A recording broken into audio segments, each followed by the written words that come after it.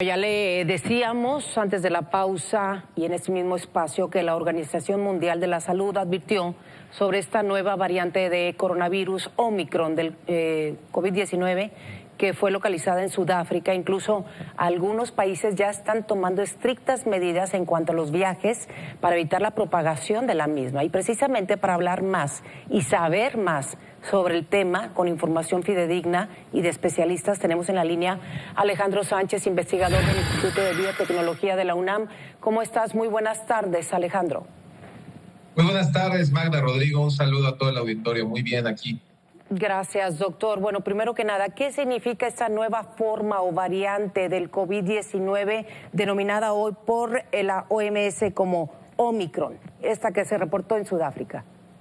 Bueno, esta nueva variante tiene una aparición relativamente muy nueva y se empezó a detectar los casos en África, en particular en Botswana, y en algunos casos de migración hacia Sudáfrica y en un paciente que se detectó en Hong Kong. Eso quiere decir que ya hay reportes donde los casos se están importando de un país a otro. Esta nueva variante lo que tiene es una serie de mutaciones que la combinación nunca había sido vista y es una cantidad también alarmante. Tiene 32 mutaciones en la proteína de la espiga, la proteína Spike, que es esta llave que utiliza para entrar a las células y que precisamente dado que es el blanco que tienen los anticuerpos que genera el sistema inmune contra COVID, es uno de ellos, y el principal blanco de las vacunas, el que tenga estas mutaciones preocupa porque le podría dar la capacidad de escapar de esta respuesta del sistema inmune. Hasta este momento, doctor, ¿se sabe si esta nueva variante puede ser más contagiosa o más letal?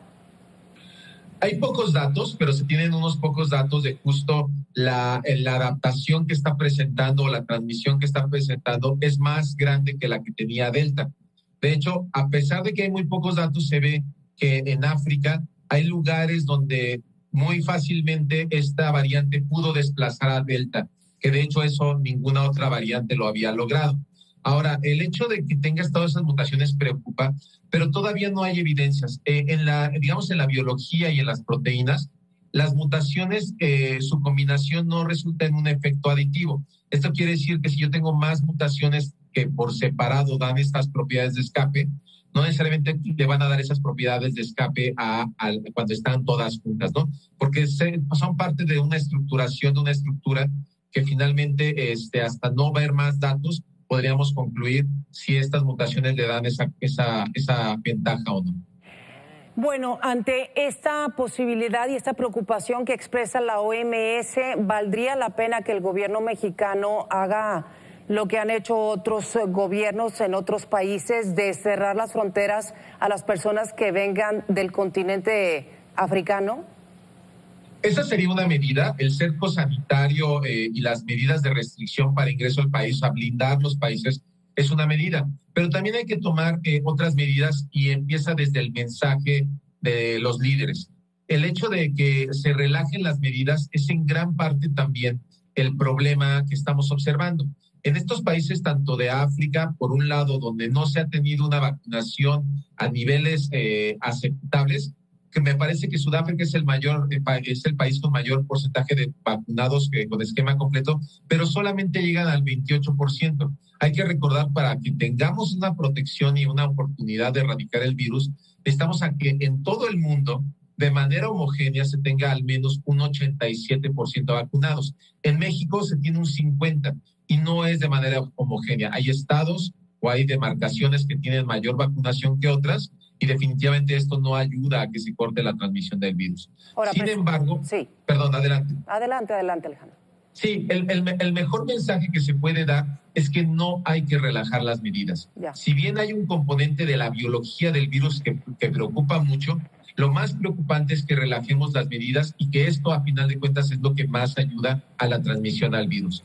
Y por otro lado, saber que hay un 50% de la población que en promedio no tiene el esquema completo, eso también es un nicho para que el virus siga encontrando cambios y mutaciones que puedan seguir generando estas variedades de peligro, y que la que ya se está preocupando, o sea, ya está como de preocupación Omicron, pues tenga una gran oportunidad o una gran probabilidad de poder infectar a esos que no están vacunados con esquema completo. ¿De esta Omicron o de cuáles variantes podría ser la cuarta ola de COVID-19 acá en nuestro país, de la cual digamos los funcionarios del gobierno federal y locales ya están hablando, Alejandro? Como parte del consorcio de vigilancia genómica de aquí de México, durante varias semanas, si no es que meses, hemos visto que el país ya está dominado absolutamente por la variante Delta. Y esta variante Delta en sus diferentes sublinajes. Hoy en día tenemos cerca de 150 sublinajes de Delta. Las mutaciones que ha adquirido la Delta en el mundo y en particular en nuestra población ha sido muy grande. Y esto también se puede asociar a que no tenemos estos esquemas de vacunación complejo y el porcentaje para la inmunidad de rebaño todavía no se logra. Entonces, esto por un lado preocupa porque Delta sigue siendo prevalente en el país. Ahora, es muy posible que, por lo que se observa, ya la variante Omicron ya esté circulando en el mundo. No sabemos si en México como tal, pero el hecho de que ya la hayan encontrado en Hong Kong y en Israel, eso ya preocupa porque se entiende como que el virus ha podido viajar a lo largo y ancho del mundo y hasta apenas ha sido detectado. ¿Qué tenemos que hacer específicamente los ciudadanos? ¿Reforzar las medidas, las que ya tenemos y sumar nuevas? Pues a final de cuentas simplemente poner atención a las que más ayudan. Primero el uso de cubrebocas, que es una contención para que no salgan los fluidos que pueden o no tener al virus presente. Recuerden que también hay una serie de asintomáticos que podrían traer al virus y no sabemos si este virus va a ser la variante Omicron, Delta o cuál. Por otro lado, los riesgos innecesarios de asistir a eventos masivos o lugares encerrados, mal ventilados, muy concurridos y que finalmente son los lugares de riesgo. El confinamiento, si bien no es fácil de mantener, pero hacerlo simplemente con todas las medidas que son el cubrebocas y la higiene. Poner más atención en los espacios. Sobre todo, por ejemplo, sigo viendo que no hay esta instalación de medidores de CO2, que es una medida indirecta para medir la saturación del aire. Seguimos usando los tapetes sanitizantes que no tienen ninguna aportación positiva para controlar la pandemia. La toma de temperatura nadie la está tomando de manera seria. Entonces, si esto no va a ser tomado en cuenta, pues realmente lo que necesitamos es medidores de CO2 que nos digan si un ambiente está saturado y hay una probabilidad de que respire al virus. Y 2, el uso de cubrebocas de manera obligatoria. 3, finalmente, evitar los espacios cerrados mal ventilados. Y la cuarta, de ser posible, ya de manera personal, confinarme hasta que la incidencia del virus baje. ¿Qué tienen que hacer? Ahora la pregunta es, ¿qué tienen que hacer las instituciones y el gobierno? ¿Cómo se tienen que preparar para la cuarta ola? Definitivamente, como había dicho, es una cuestión de liderazgo, mandar el mensaje correcto, donde decir que no estamos saliendo todavía del problema. Hay una buena probabilidad de que veamos una ola y acelerar finalmente los programas de vacunación. Poner medidas más restrictivas, como finalmente otra vez los confinamientos sería una opción. No lo van a hacer posiblemente por la cuestión de economía, que es a lo que más se le ha dado importancia. Y finalmente los cercos sanitarios tampoco es posible que lo hagan, porque finalmente si no lo han hecho en el pasado, no lo van a hacer ahorita, y menos en un periodo vacacional que significa una derrama económica para el país y para muchos países. Entonces, finalmente, eso es a lo que tendrán que responder nuestros gobernantes, al costo que estamos pagando por finalmente otras prioridades que van por encima de la salud. ¿Cuánto podría durar si se presenta la cuarta ola, doctor? No lo sabemos, pero a final de cuentas hay que pensar que por cada infectado va a tener una evolución entre 15 y hasta un mes de tiempo, en el cual, si tenemos suerte y algunos pacientes que se enfermen con el virus, incluso ya vacunados, pues pasarán asintomáticos o con síntomas muy leves. Al cabo de 15 días ellos ya estarán saliendo de esa infección, pero lo preocupante son los casos graves. Ahora, la vacuna justamente ayuda para eso. Si la gente está vacunada, no necesariamente va a estar protegida contra la transmisión. Es muy posible que se infecte, pero no presente síntomas, o sean síntomas muy leves que no saturen, como ya se había saturado el sistema de salud.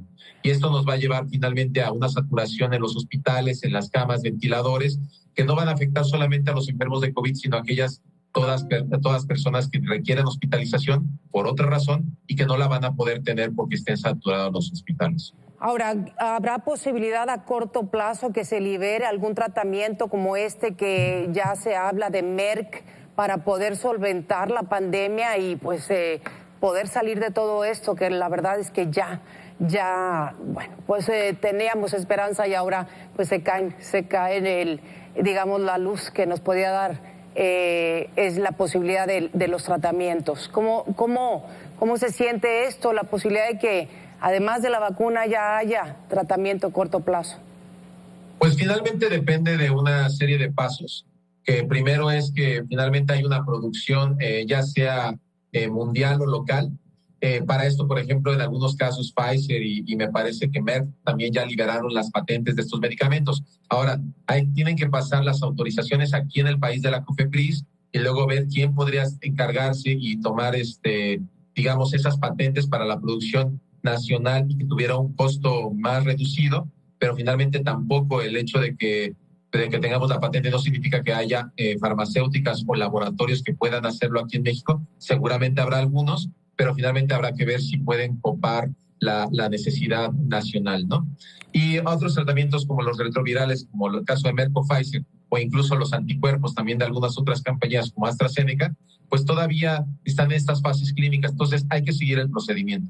Primero, que la OMS la ponga en su lista de uso de emergencia. Segundo, que las autoridades locales o de país, como COFEPRIS, las autoricen y después hacer la logística y gestión, ya sea para compra o elaboración a nivel nacional. Por último, en concreto, ¿podría ser peor la cuarta ola en México que la tercera, doctor? Posiblemente no, porque ya tenemos, aunque sea un 50% de vacunación, también, aunque no es fácil de calcular, ya hay una serie de personas que tienen una inmunidad natural y una inmunidad híbrida. Esto es gente que ya se había enfermado y fue vacunada y finalmente se ha visto que esto tiene una mejor inmunidad. Ahora, habiendo dicho eso, la gente que también no se había infectado y que ya se vacunó, se sabe de la inmunidad menguante. Esto es, después de cierto tiempo, sobre todo en personas mayores de 50 años, el sistema inmunológico empieza a decaer. Y esto, incluso con la vacuna, después de cierto tiempo, se requiere de un refuerzo.